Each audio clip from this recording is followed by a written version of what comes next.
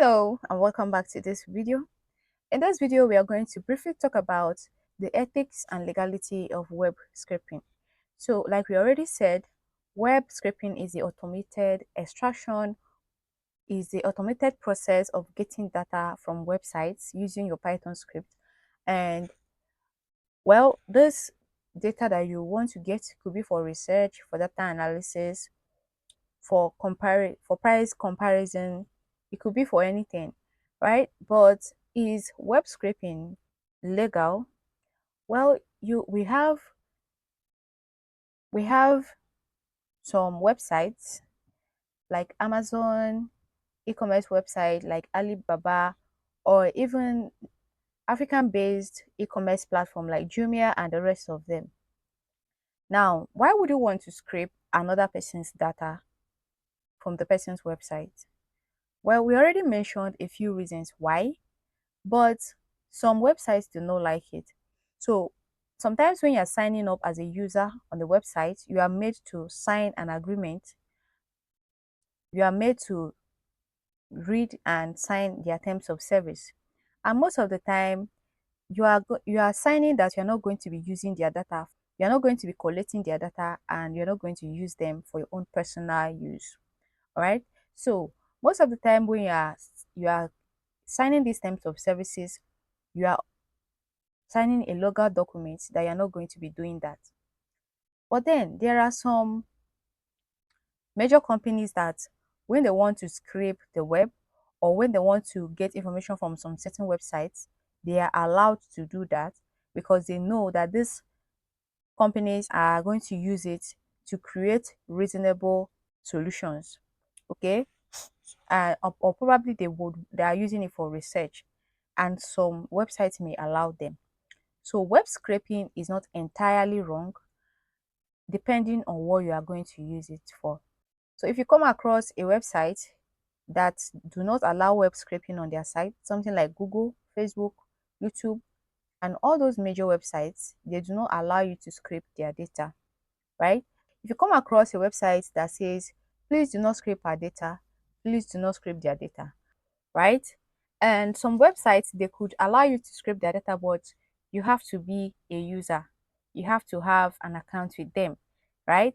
And that is the essence of account creation and logging in and authentication before you can access their main UI.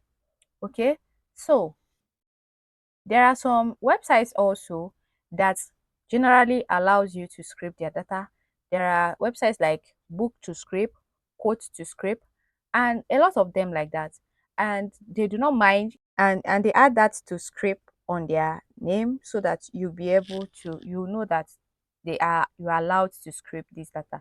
So if you want to practice your web scraping, you can use all those websites that generally allow you to scrape their data. And for websites that do not exactly allow you to scrape their data, and you need to scrape their data for good reasons, well, there are a lot of ways to go around it. So first of all, because they do not allow you to scrape their data, they kind of try to check bots or scripts that are trying to crawl over their websites, and when they detect you, they kind of blacklist your IP from their website. So there are different ways to go around it, and we are going to be touching a few of them in this course. But a very important thing that we have to look at is this robots.txt. So every website basically has this robot.txt. So even when you do not create, your your hosting provider kind of by default adds one for you. So before you scrape any website, it is advisable that you go to that URL. For instance, I want to check out Google's robot.txt. I could just go for google.com/robots.txt. And here you see a file, a TXT file that is at the root of Google server or Google directory. So if you read this, you can see there are so many user agents, that all user agents are, that these rules are applied to all the user agents. So you see all the allows, and disallows. So any data that you are not allowed to scrape, you are not allowed to scrape. All right. And most of the time, they configure their websites in a way that when you try to scrape them, you'll be blacklisted. All right.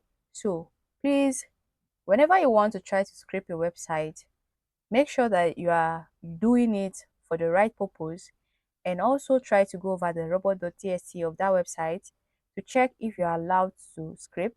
And if you are not allowed to scrape, please try and comply. But if at all you are in their need of the data that you want to scrape for good reasons, and you feel like you should go ahead, please do not scrape private or sensitive data, and also try not to scrape copyrighted materials.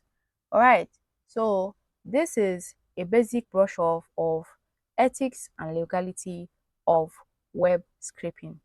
So thank you so much for watching this video, and I will see you in the next one.